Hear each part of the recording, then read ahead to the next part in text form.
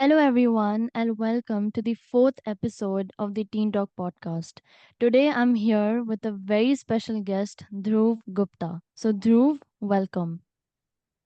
Thank you so much for hosting me, Abir. Lovely to be here. Same here.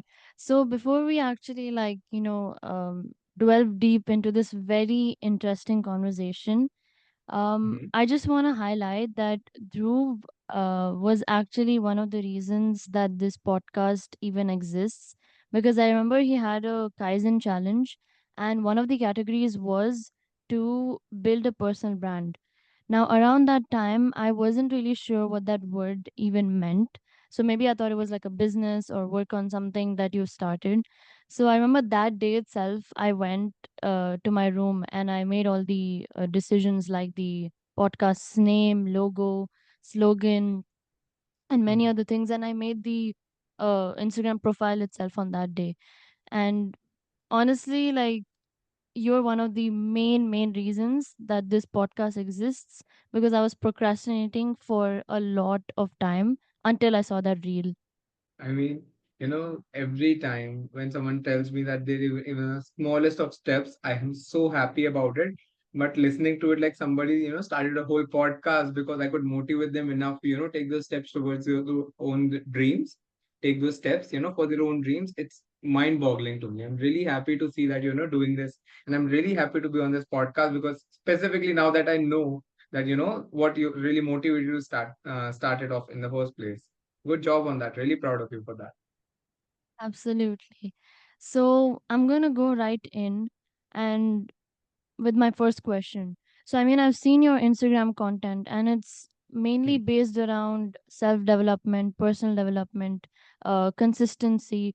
So I just want to know what inspired you to work on that journey? Was it an event? Was it a person? Was it your personal experience? And how has this journey impacted your life? So for me, this journey really began, I think, around 7 to 8 years ago, right? Where I was like, uh, I was actually very similar age to yours. I was 18, I guess, right around that point, and there was like a turning point age for me because you sort of get out of school for us.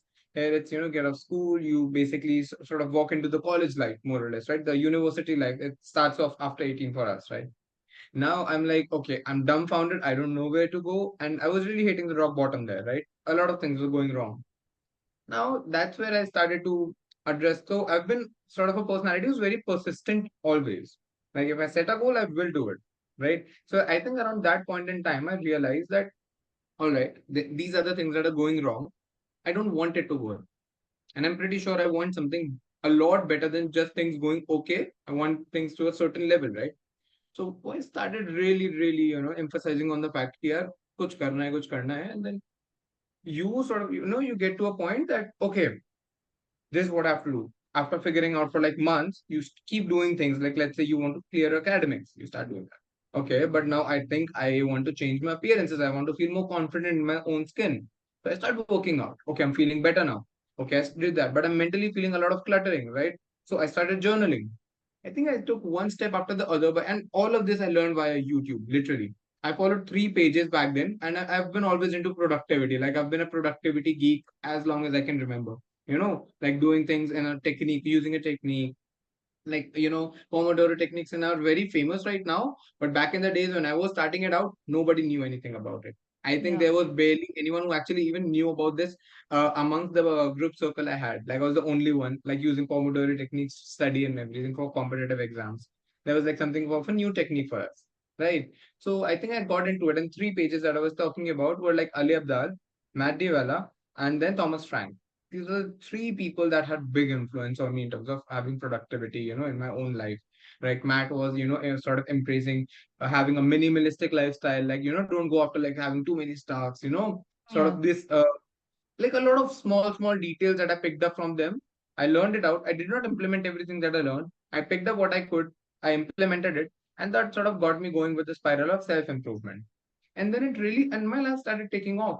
Like really, I got into a sense of direction. I realized, okay, this is everybody asks, no, I'm feeling lost. You find that direction by putting in the work for a few months, by feeling lost for a few months, and then you find those directions. And then once I started doing that, I eventually ended up with being so attached to self improvement that I wanted to put it out there for the whole world to know, because I understood if a 18-year-old Dhruv was struggling with it, of course the rest of the 18-year-olds or maybe younger or elder people could get something out of it. So I started creating content around this, because obviously, when I started the page, the only goal I had was, yeah, I want the 18-year-olds, one 18-year-old to pick up himself or herself from rock bottom and get a direction in his or her life. And like seeing this podcast is, I think, a pretty big proof that I'm doing that well. So that's the way I want to like sort of make Kaizen, Kaizen, the philosophy of Kaizen. This is what I Yeah. associate myself with, a good brand around self improvement. Now the goal is a little bigger now. Now I want to like introduce a word, Kaizenist, into the modern dictionary. Kaizenist is a word basically that I made for myself. Basically, I started loving self improvement. I was like, is there a word that defines me, right? Is there a word? I started finding for it and I couldn't find anything in self improvement that, you can use for yourself. Then I loved the philosophy of Kaizen. So I just Googled, is there a word called Kaizenist? As if you're practicing the philosophy of Kaizen, right? There wasn't. But it sounded nice. I was like, I'll make my page around this. I'll start a page and I'll talk about self improvement. And that's where I can sort of pivot around. Yeah, people know about Kaizen is synonymous to self improvement, and I want to make a really big community someday. And then I want that community of people who want to strive to become 1% better each day. Like that's the goal that I started with, and then that's how I landed up here now. That's amazing to hear. A lovely vision, because definitely you're doing a great job at it. And I want to highlight something you said about being 1% better every day. I Hmm. think that is honestly like a very doable thing, because a lot of times, like even my content is based around this, that a lot of people, they don't believe in taking small steps. They want to do everything at once. And a lot of times what happens is, for example, it's January, New Year, and people have that motivation that, oh, this year I'm going to start working out. They would work out the first day, second day, third day. They do so much that they're exhausted and they can't be consistent. So, in that way, I think what you said about being 1% better every day, it's about taking the small steps. And Yes. it's more doable, it's more you can be more consistent, and you're also not comparing yourself with anyone, which Correct. is which always, if you compare yourself with others, you're always going to feel like you're not doing enough, you're not worthy. And again, it goes back to insecurities and whatnot. So that's what my second question is based around, is that a lot of youth today, and I'm talking about myself first, because when I started working on my self development journey, I didn't know about being 1% better every day. I thought I'm just supposed to push my best every single day, regardless of how burnt out I am. So I was never able to be consistent. So I just want to ask you, could you share any of your practices or any habits that you've built over time that obviously have had a profound effect on you, that the youth today, showing how they struggle with consistency, can practice? Oh, definitely. I think I've gotten a code to consistency. Like I think I can be the most consistent person at anything I put my heart to now. So one thing, I think the code to having a consistent lifestyle is literally about just one thing. You stop confusing it with perfectionism. That's it. Like I'm literally telling you, that's the code I got myself. So I have been, sort of a sloth if it comes to, having an active lifestyle. Like that's what I'm all about, having a no work-life balance, all work. Most days I just work like 15, 14 hours a day. I have no boundaries there. So now taking out time for my, like, let's say a gym routine was very difficult, right? Even if I was a student, I would like rather prefer going for internships or maybe, studying more rather than going out and gymming or whatever. But I had to have that balance. It's very important. So I made a rule. I will go. So in my college, there was an in-house gym, right? Now we are staying in a hostel, right? Now I would make a rule of I will show up to the gym every day. That's it. Mm. Now that's very easy to do. You show up to Yeah. the gym. Now if you're showing up, and even if you do it for 5 minutes, it counts. Yeah. So what happened for the first month? I literally, there were days, I'm not kidding. I went to the gym, I did 10 pull-ups and I came back. It felt very weird to me. Yeah. Like as if I wasted time. It felt like it took almost more time to go to the gym than it took me time, in the gym. Yeah. But the crazy part was I did not let my streak break. I kept doing it. I kept doing that. 8 months later, I had the best physique I ever had because I started becoming, taking that lenient steps because I genuinely wanted to get better. I wanted to get into shape, everything like that. But you as a student, mainly, you do not have a fixed schedule. If you have a job, you yet have a very fixed schedule. But as a student, let's say you have some assignments, right? Someday you just have your friends calling you out. It's just all over the place, right? Being that consistent is very difficult for a student. So for them, the code is just show up every day. If you say that you want to do, let's say, push-ups, for example, just to make your physical a little better, do it. If you do 5 push-ups, that's doable. You can do it in a minute. Please do it, but do it every day. What happens is the strength gets built over time for you in terms of gym. So you slowly start to get better in terms of consistency. Now that you've done it for an extended period of time, your brain is wired to do these things a lot more easily. The initial phase of resistance is over for you. That's the importance of showing up. And once you do that enough times, you're sorted. You are consistent. Now you're going to do it not only like better than you thought you could, you're also going to stick to it. Yeah, absolutely.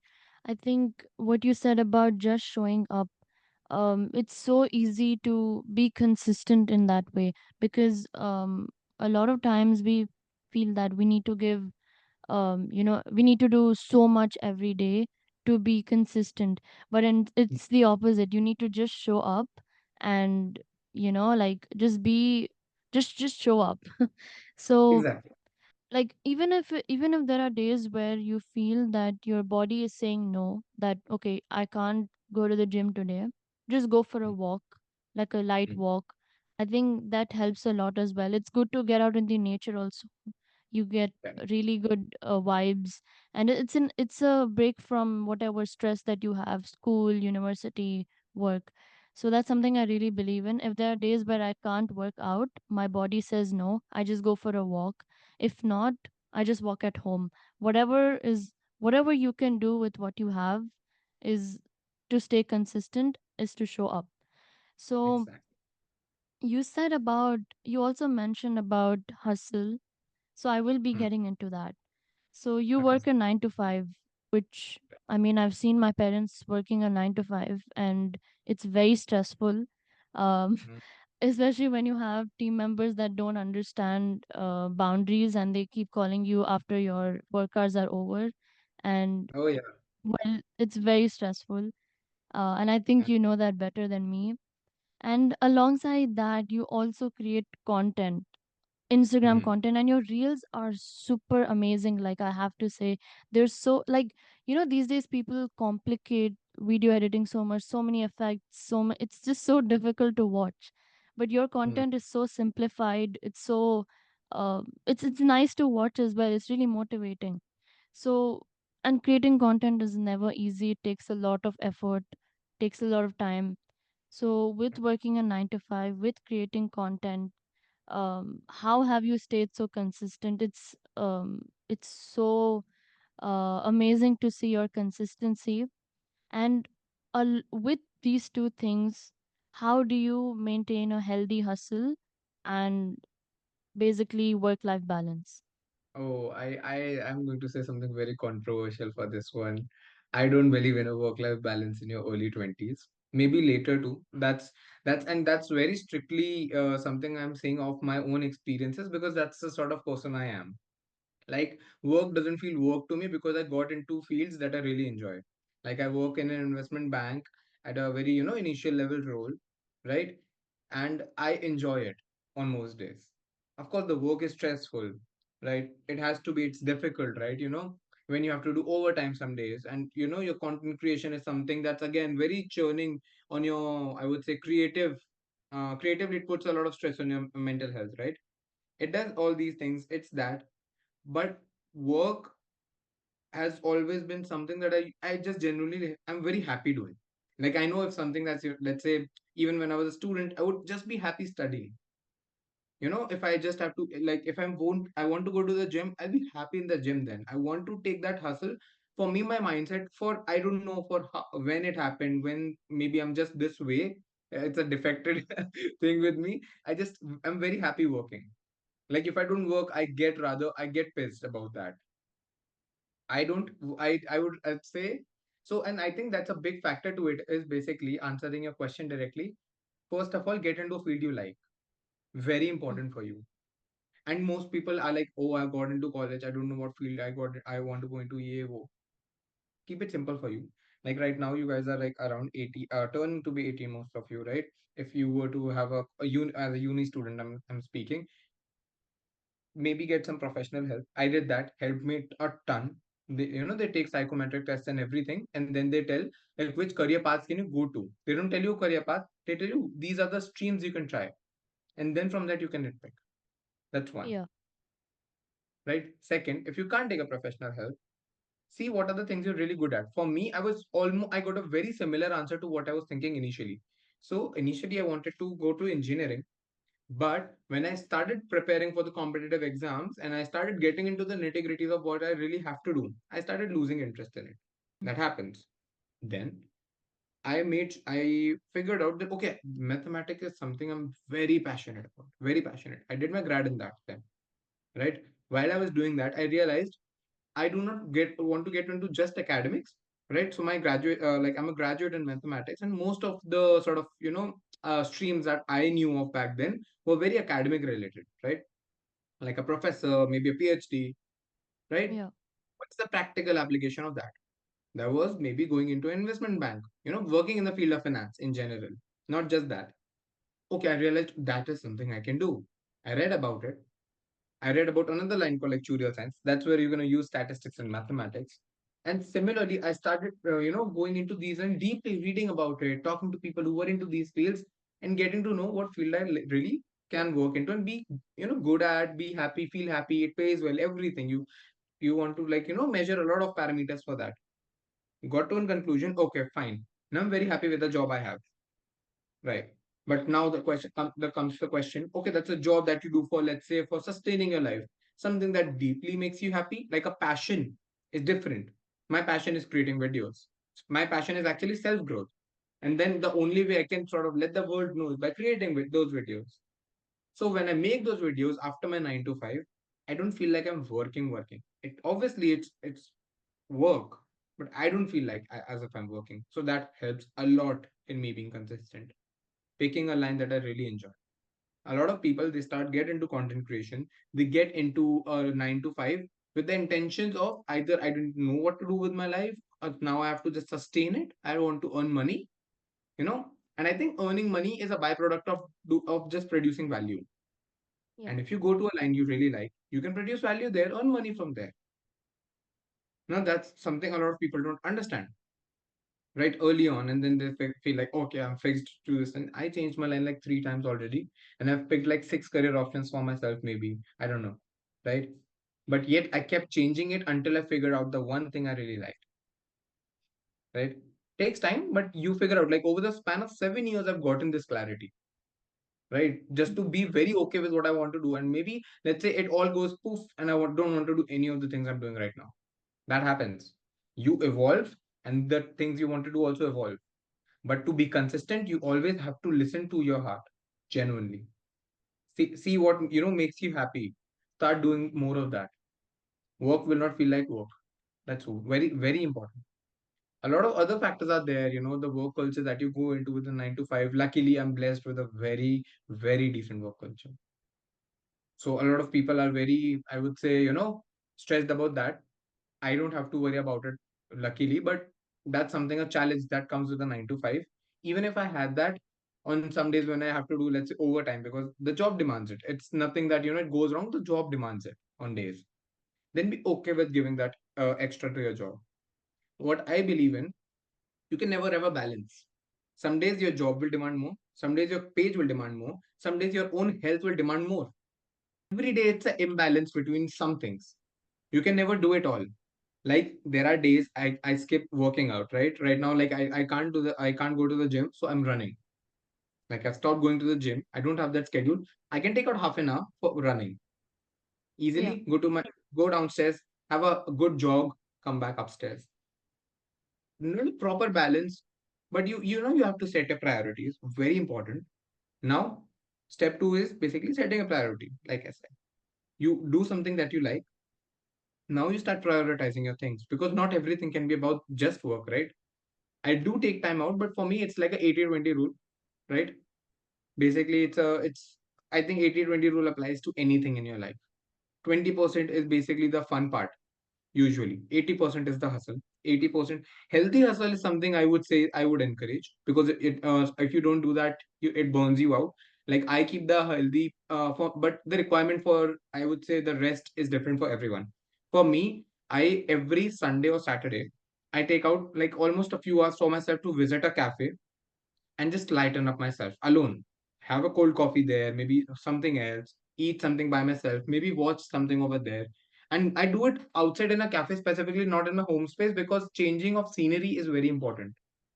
I keep working at this particular desk 12 hours a day, cannot bode well for me. Yeah. So a change of that scenery is that's how I take care of my mental health. I cut off from everything for 3 hours or maybe more. I don't count the time. I sit there until I feel like it. It could be as long as I want. But that is just my time. But that comes at the cost imbalancing of my social life. Now my social life is not very social. Like I would most of my friends would complain about me not being there in most parties, and I'm okay with that. That's not something I'm in general very happy about. If I want to meet someone, I would take my time out once or twice, maybe in 2-3 weeks, and I'll go and meet them. Right? Staying away from home has its own perks in terms of you at least have all the time to yourself. Comes at a disadvantage of being away from your family, right? But Yeah. gives you a lot of extra time, which I utilize for my content. So prioritizing doing something you love and maintaining that healthy line, but figuring out here, like your brain will play tricks on you. So figure out, are you being incompetent, or do you actually need that rest? Like Mhm. every time you go for a run, your body will start saying you should stop. But if you don't stop, you'll see that you can cover an extra mile for that. Mhm. It's painful, but you can cover it. And that the painful mile that you run is the one that really counts, because it enhances your stamina, it enhances your endurance and everything. Everything before that was your comfort zone. It didn't really pop anything out of you. This one Yeah. did. This brought you out of your comfort zone. Every time you push that mile, that's where the incompetence is. If you stop where you feel tired, a little tired, I'm saying, then you're not really pushing yourself. Just push yourself enough, not over the edge, enough. That balance is difficult. Sometimes I also get burnt out because I don't understand the line, right? That's something that I think everyone will face a difficulty with. But having that line, healthy balance, where you do not mistake it for incompetency, that's where you will win. And these are the three things you can do to just have a good balance. And I would say probably a very successful lifestyle, because I really think everybody wants to be successful. And putting it out, like a good lifestyle or anything, I prefer it to just say it bluntly, ki, ha, everybody wants a successful lifestyle. If you really want that, do these three things. Really helps you to sort of reduce the resistance for just cutting out the hard work or anything like that. Definitely, I loved your answer and highlighting about the days where you said that you don't believe in a complete work life balance, but instead prioritizing certain things. I don't think I've thought about it like that ever. So that's a new Okay. perspective for me, because a lot of times I try to make sure that, in a day, if I have university, I'm not working like a 9 to 5 or anything right now. I'm not doing an Mhm. internship, but obviously Teen Talk is there. But if I have uni is basically my main thing. So if I have uni one day, I get so exhausted that some days I'm not able to maybe work out or go for a walk. So yeah, definitely that has changed my perspective on some days your health your you need to listen to your body more. Some days you need to prioritize your work more, but at the Exactly. same time, what you said about, like, the change in the environment, I think that is so true. I thought I was the only one who thinks like that, because I Mhm. remember I had this really I was really burnt out, and plus I was like, you know what, I have to get this thing done, but I'm Mhm. also so burnt out. So I was like, I'm so tired of sitting at this desk. Maybe Mhm. let's go out somewhere. So I actually Okay. went to a nearby restaurant and I ordered an orange juice, and I actually like was so productive. I actually like thought of such new ideas. I was like, yes, this works. So Right. like definitely agree to that. So yeah, I really loved your answer, and it was so nice speaking to you. I think it is one of my dreams come true to speak to you, because I've been Please, seeing your don't flatter me like this. I'm really happy to be here. I think at the early age like this, if you're doing all this, I'm already so inspired by you. I have a little sister, right? So, and she's like almost your age, a little elder, and then she is sort of, is working towards all these dreams and already seems very, very sort of, heartwarming for me. Good job on that. I'm really happy to see you doing all this. Yeah. Of course. Like it feels so unreal right now. So like thank you so much for coming. I really enjoyed this conversation. It was really interesting. I got to learn a lot from you. And hopefully to keep inspiring and keep growing. And see you all in the next episode. Thank you so much.